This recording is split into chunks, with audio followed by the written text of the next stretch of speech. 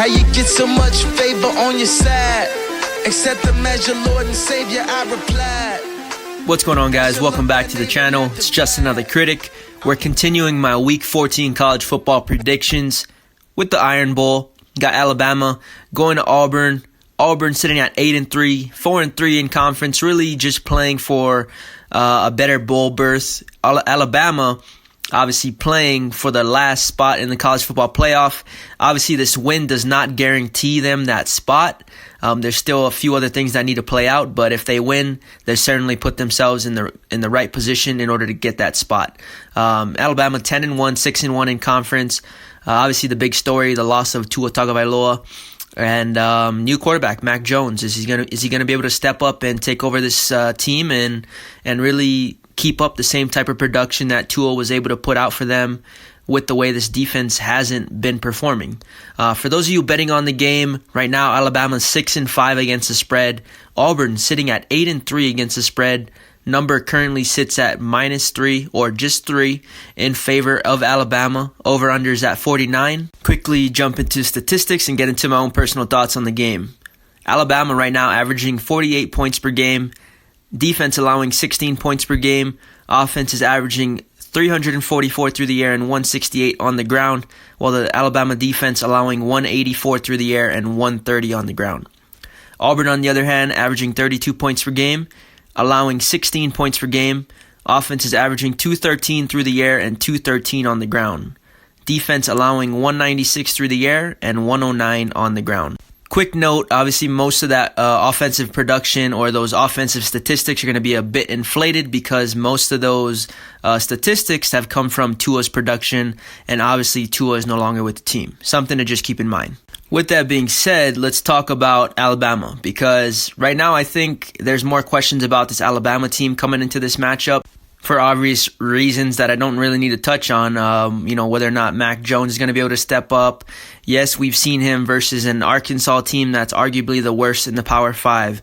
Yes, we've seen him versus, West Carolina or whatever FCS team that was just a week ago where they blew him out 66-3. But he hasn't seen any meaningful snaps yet. We saw him take over in the Tennessee game that Tua went out, and he really didn't do much. He had some pretty good throws here and there, but really not much production. We saw him take over in the Mississippi State game, and again, he didn't really do much there. They scored 3 points in the second half after Tua's hip injury. And so while we've seen a lot of good bright spots from him, right, in versus some of these lesser opponents, is that really going to translate? And the thing is, this is going to be not only probably it is the biggest game of the year for Alabama. That's not even a question. It's the Iron Bowl. It's the biggest rival. And it's going to be at Auburn. So the crowd noise is going to be insane. So he's playing against probably the best team he's going to play against all season. And he's going to be playing in their house in his first meaningful snaps. I really see two outcomes from Mac Jones and his performance this weekend. It's either going to be really good or really bad. With that being said, I do think he'll get a lot more help from his running game and guys like Najee Harris, B. Robinson. And I think they're going to try and utilize that run game a lot more, knowing that this quarterback's going to need a lot of help, a lot more help, if he's going to have a chance at winning this game. And assuming that we're going to see the same Auburn offense we've seen all season, just very slow, methodical, not really big-time explosive plays, and they're not really, very threatening to most defenses. Assuming we see that Auburn offense, Alabama isn't going to want to push the issue in trying to get into the end zone because they know it's going to be a long game. They're going to have to play the quote-unquote long game in trying to wear this team down. Overall, just limiting mistakes offensively, making sure that, when you're running with ball security. When you're throwing the ball, if you don't have a man, you're throwing it out of bounds and playing for the next play. Once the turnovers start showing up on the stat sheet against Alabama, that's when the momentum's going to change. Playing in enemy territory, it's just going to be a long day from that moment on. And pulling yourself out of that, that Auburn momentum, that's going to be a tough part even for a young quarterback and a defense who hasn't been playing very well. Speaking of the defense, Alabama, right? A lot of injuries, I understand. True freshmen starting in the front seven, 4 in particular. And even the players that are experienced and the veteran leaders that you do have on this team, they haven't necessarily been playing up to their potential either. Guys like Trayvon Diggs, Patrick Surtain, as well as Shaheem Carter, all guys who are leaders on this team, really haven't played up to their standard. Obviously, the defense as a whole hasn't played up to their standard. The guy that's playing the best right now is Xavier McKinney, undoubtedly, getting the most production from him. And not only that, but one of their bigger issues on this defense has been their open field tackling. But again, Xavier McKinney has been the only guy that's really played up to the level of the Alabama standard. Raekwon Davis, another guy that's been, really spotty in his play this year. Again, I understand how much the injuries have absolutely destroyed this team overall, offensively and defensively.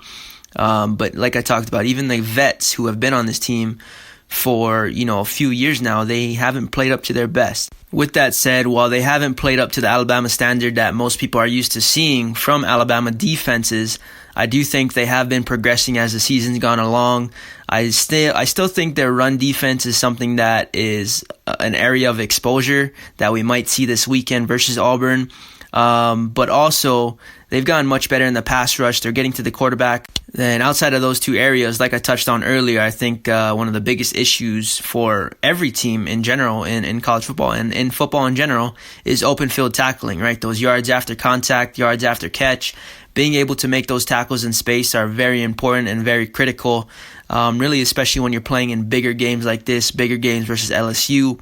We saw that in the LSU game, just a lot of open field misses and tackles where Clyde Edwards-Helaire was just able to get a ton of extra yards, which play important roles in these types of games and getting you a new set of downs. New set of downs equals more opportunities, more possessions, more opportunities to put the ball in the end zone. The good news is for Alabama fans is that this Alabama defense, we still haven't seen them play their best game yet. We still haven't seen it yet. And so they have the opportunity this weekend to essentially put it all together, right? The accumulation of all the things that they've learned throughout the season and all the experiences that they've gained throughout the season for those younger guys, and put it all together this weekend versus Auburn in the biggest game of the season, with the season on the line, essentially. Now, moving forward, taking a look at Auburn offensively to begin with, the crazy thing is that Bo Nix right now in this particular matchup, he is their biggest strength and their weakness. The reason I say strength is because he has some of the biggest experience in the biggest games of the year. He's already played Oregon, he's already played Georgia, he's already played Florida, he's already played LSU, and he's played in some of the biggest games of the year on the biggest stage. Now he'll be playing in another big game at home in front of his home crowd. This is probably going to be the most comfortable he's been throughout the season, knowing that honestly he's already played one of the best defenses in the country, if not the best defense in the country, in Georgia. Now, outside of his experience, he has been very spotty in his play, right? I understand that. It's either Bo Nix you're getting or Bo Picks. It's pretty clear right now he's very spotty in his play, and he's just not very efficient. He threw the ball 50 times versus Georgia, and I get it. He's going through his growing pains. He's a true freshman. He's still figuring it out.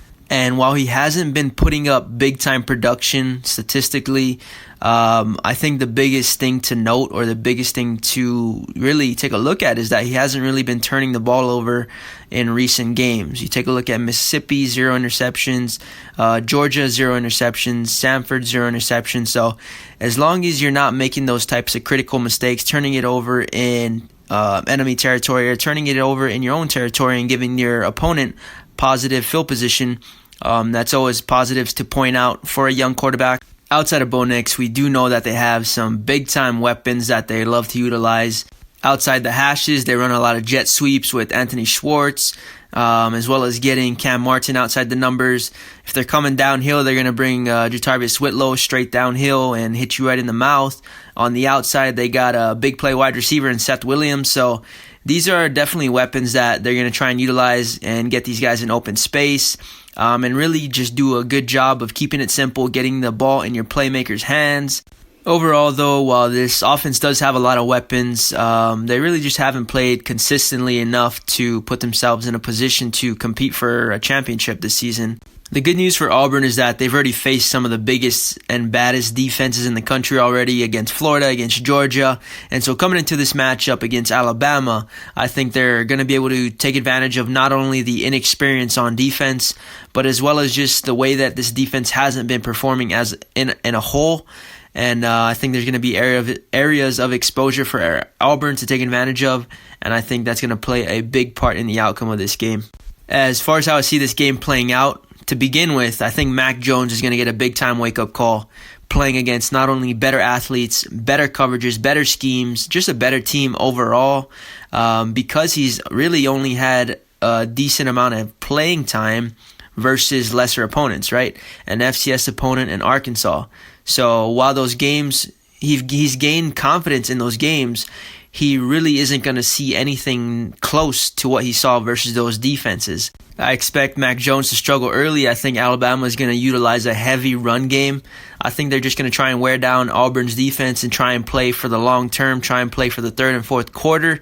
Unless Auburn otherwise runs away early with it and gets up a few scores, then that'll force their hand to turn to Mac Jones and let him just sling it. I don't think much changes for Auburn. I think they're going to utilize the jet sweeps heavily. They're going to want to get the ball on the outside, get their guys into open space like Anthony Schwartz as well as Cam Martin. And then they're just going to run the ball and play defense. Simple as that. They're going to run the ball, play defense, and look for the big play-on-play actions when they feel that it's there. I expect this game to be close for pretty much all four quarters, with the game being decided in the fourth, barring any type of consistent turnovers by Mac Jones. If Mac Jones starts to turn the ball over, or Alabama turns the ball over in general, I think this game could get out of hand, and it could turn into a 2 to 3 touchdown lead for Auburn. But overall, I think it will be a close one. I actually have Auburn winning this game 24-20 at home. I think Auburn wins. I don't think Mac Jones has the juice yet. Maybe next year. But yeah, I think Auburn wins. War Eagle 24-20 final score. With that being said, if you guys have any opinions, drop them in the comment section. If you guys have anything you want to say, drop them in the comment section, good or bad, I don't care.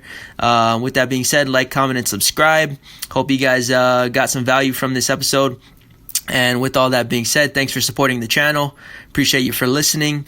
Hope you guys have a great rest of your day, evening, or night. This is Just Another Critic, signing off. Peace. His light shine the brightest in the dark. Single mothers know they get my heart.